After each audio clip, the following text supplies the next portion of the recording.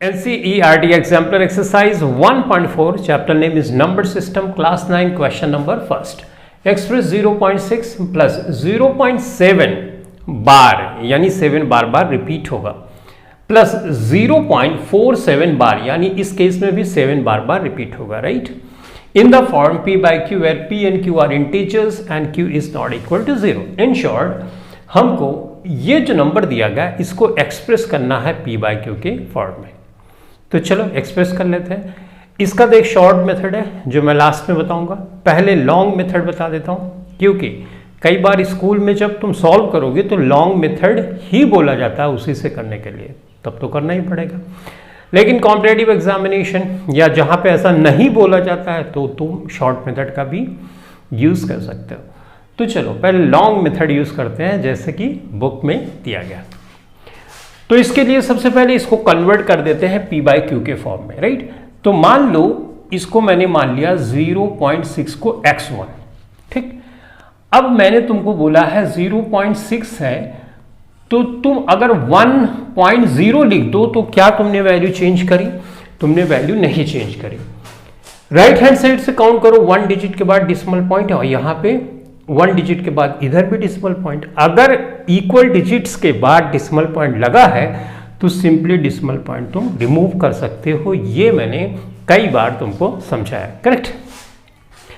अब इसको और सिंप्लीफाई कर दो, 2 3 6 2 पंजे 10 यानी 3/5 आ गया ठीक।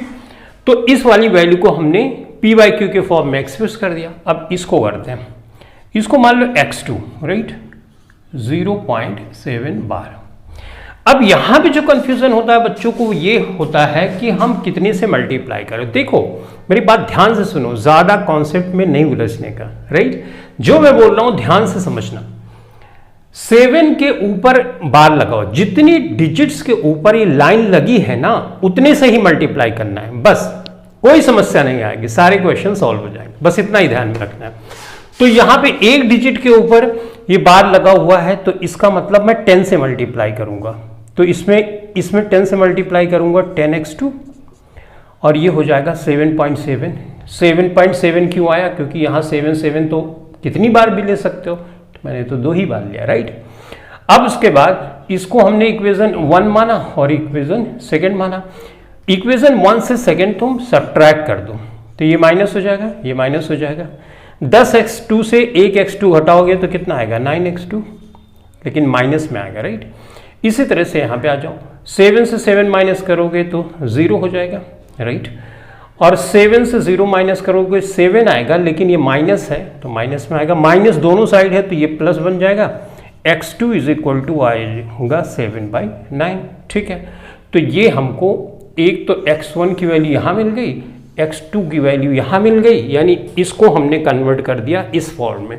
अब बचाइए इसको मान लो x3 राइट 0.47 ये।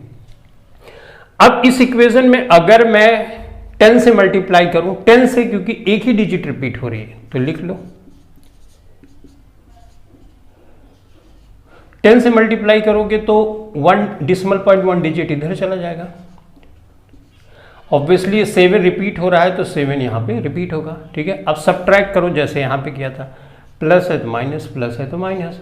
यहाँ पे होगा 9x3। देखो 7 से 7 माइनस करोगे 0, 7 में से 4 माइनस करोगे 3 राइट।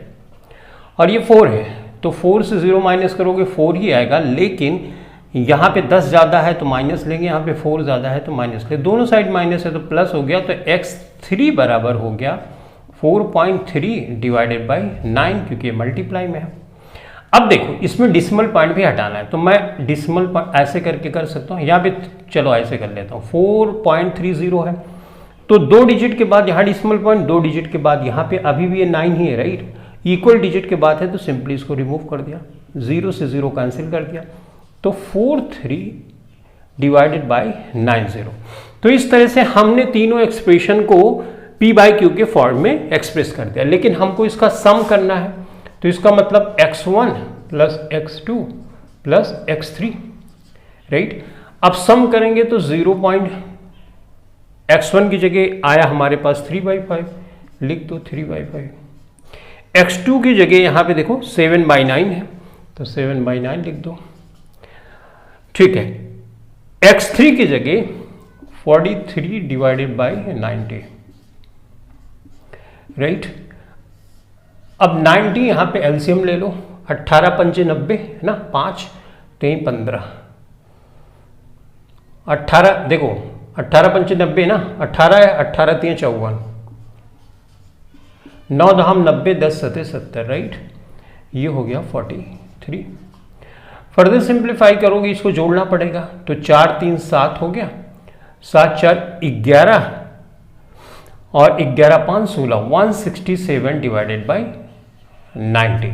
तो इसका मतलब इस वाली चीज को हमने सम भी किया और p बाई क्यू के फॉर्म में एक्सप्रेस भी किया, आंसर आया 167 डिवाइडेड बाई 90।